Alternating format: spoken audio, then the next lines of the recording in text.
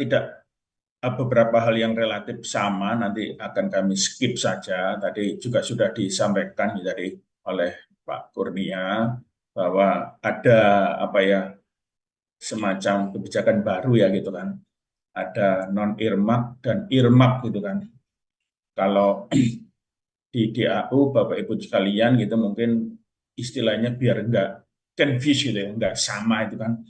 SG dan BG gitu ya, specific grant dan block grant ya. Kalau ini earmark dan non earmark gitu kan. Jadi ada juga ternyata di dana desa gitu kan, bahwa di tahun 2024 itu ada yang disalurkan untuk yang earmark dan non earmark, baik yang desa reguler maupun yang desa mandiri nanti akan kami sampaikan gitu kan.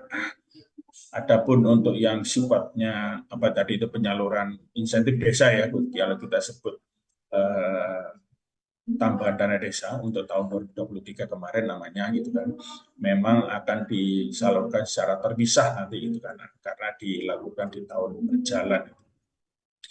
Nah, seperti ini mungkin Bapak Ibu sekalian inti dari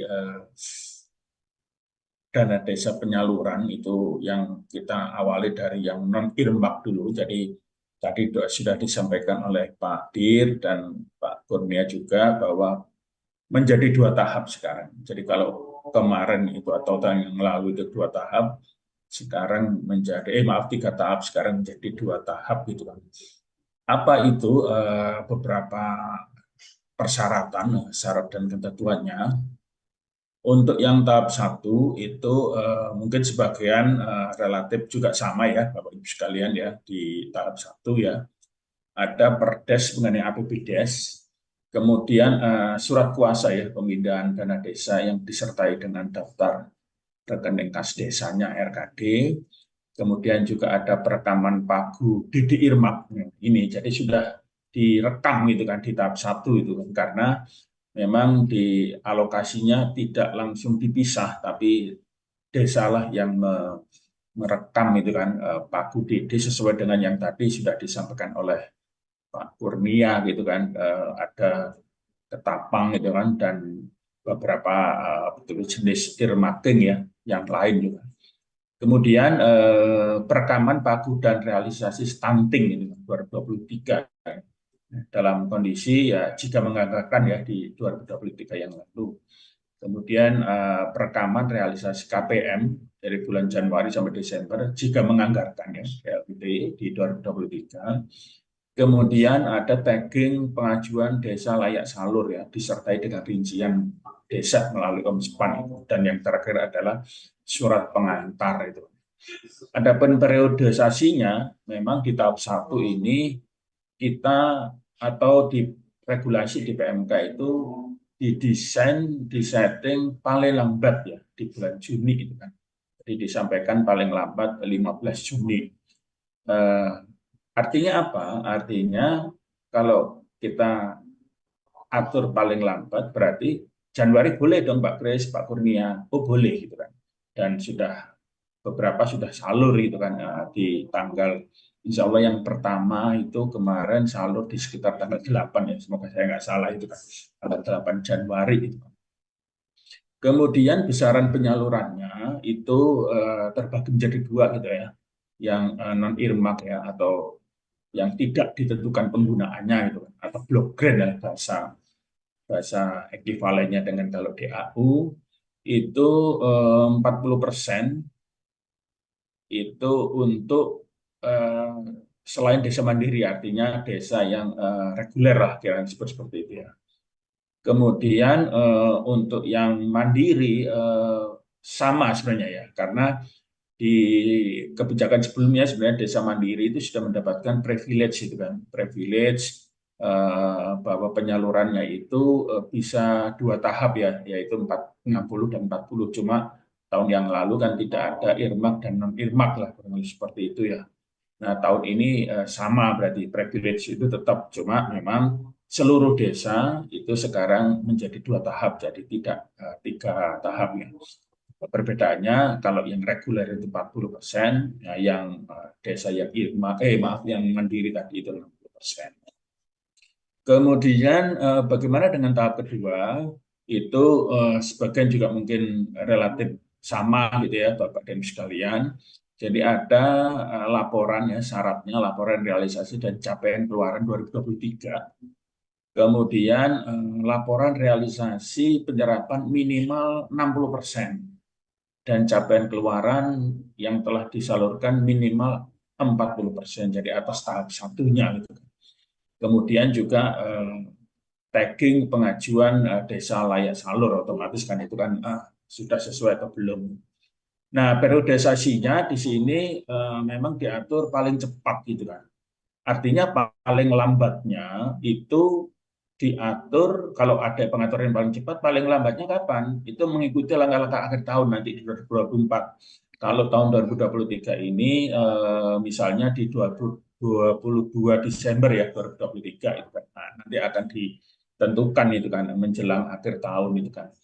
Kemarin juga ada beberapa yang relatif mungkin mengkonfirmasi Pak. Itu kan, Pak ini benar Pak adanya satunya Juni, satunya Pak April ya. Oh iya, gitu kan. Karena kalau yang tahap satu itu desainnya paling lambat, tapi yang tahap dua itu paling cepat. Artinya kalau ada desa yang disalurkan Januari itu kan, let's say yang tadi 8 Januari, memang dimungkinkan nanti begitu dia itu April itu bisa disalurkan apabila tadi beberapa persyaratannya sudah dipenuhi itu kan. Tapi kalau ternyata siap atau diajukan Maret, nah itu yang belum bisa gitu kan karena di sini diatur paling cepat bulan April. Gitu kan. Nah nilainya itu karena tahap 1 40%, maka tahap 2-nya itu 60 bagi desa yang selain mandiri atau desa reguler lah kita sebut itu selain mandiri. Nah sebaliknya kalau yang mandiri itu menjadi 40% ya sama kalau mandiri itu. Nah, ada beberapa syarat tambahan memang di sini. Jadi kalau di desa yang menganggarkan BLT di 2023 itu wajib melakukan rekaman tadi untuk bulan ke-1 sampai bulan 12 itu kan. Nah, bagi desa yang tidak menerima penyaluran BLT selama 12 bulan ini dilakukan perekaman realisasi jumlah KPM gitu kan sampai bulan ke-1 sampai dengan yang disalurkan gitu. Selanjutnya bagaimana dengan yang earmark gitu kan. Tadi kan non earmark atau block grant gitu kan atau tidak ditentukan penggunaannya. Nah, selanjutnya yang earmark atau yang ditentukan penggunaannya tadi untuk 3 ya di sini ya. BLT desa, ketapang itu kan ketahanan pangan dan hewani dan penurunan stunting itu syaratnya tahap satunya itu juga relatif sama gitu ya dapat cash otomatis gitu kan ya ini satu kesatuan ya otomatis gitu ya Bapak Ibu sekalian itu kan surat pemindah bukuan disertai dengan daftar RKD perekaman Pakudi di Irmak gitu kan jadi harus dipakai kemudian ini perkades atau Kepkades jadi monggo gitu kan di dalam di tingkat desa itu ada yang berbentuk perkades atau ada keputusan itu kan atas penetapan KPM BLT desa ya. Jika menganggarkan tadi kan, karena tadi kan diatur maksimal ya, pakai pola maksimal, artinya ya minimalnya itu tidak bisa tidak menganggarkan. Namun tadi Pak Kurnia juga sudah memberikan sebenarnya memberikan kisi-kisi itu kan bagi desa-desa yang melaksanakan lah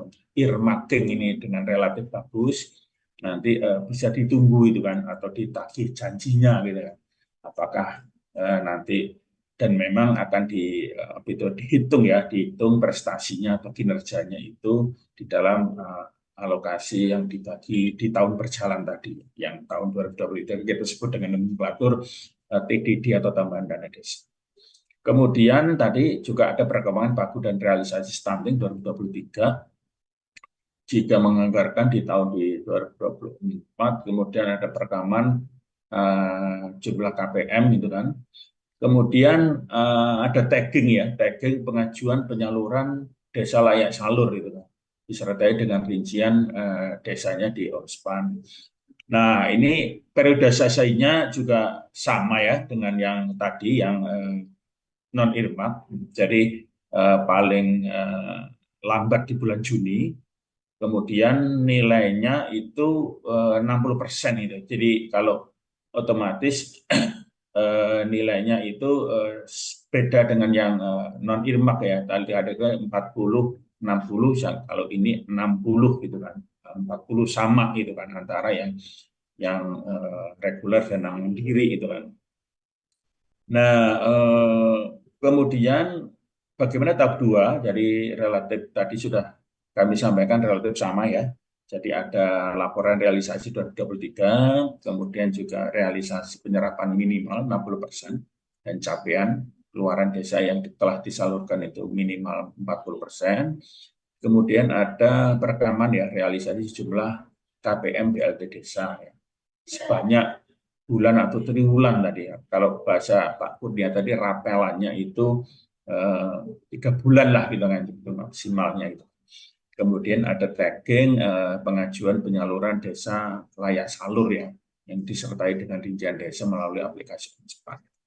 Adapun tahap 2 ini paling cepat juga disampaikan di bulan April ya, atau disalurkan. Adapun paling lambatnya dokumennya itu juga mengikuti ya langkah-langkah akhir tahun di tahun 2024 tadi. Adapun syarat tambahnya relatif sama ya dengan yang tadi ya gitu kan, dengan yang dana yang earmark gitu. Kemudian ini ada yang berkenaan dengan TDD gitu ya, TDD ini juga diatur. Mohon maaf tadi, semoga kalau sudah disampaikan Pak Kurnia juga poinnya adalah ada kriteria tertentu tadi berdasarkan rumus-rumus lah kurang lebih tadi.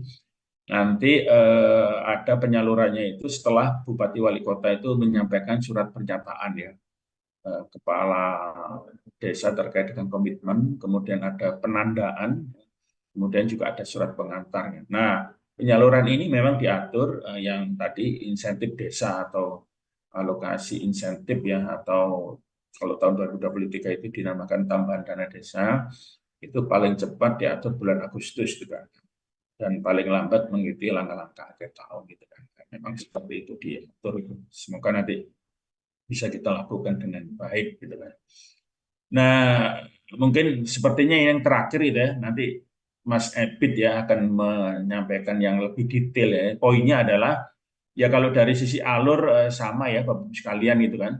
Dari RKUN ke RKUD sebenarnya, maaf, ke RKDes itu kan, melalui pemotongan ya, pemotongan yang langsung disertai dengan surat kuasa ya, jadi langsung dipindah bukan kurang lebih seperti itu ke RKDes itu kan.